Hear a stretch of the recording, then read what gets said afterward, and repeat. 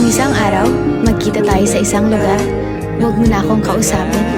Lagpasan na lang natin ang isa't isa, na para bang hindi ka naging parte ng buhay ko at hindi mo ako minahal.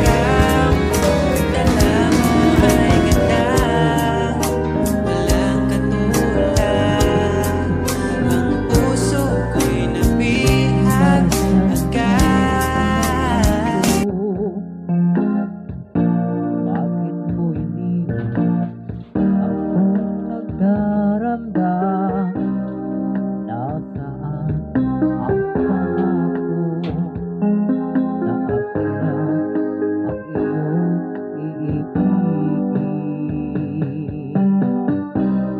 Di ba't sumpa mo sa akin na magmamahal hanggang sa hantungan?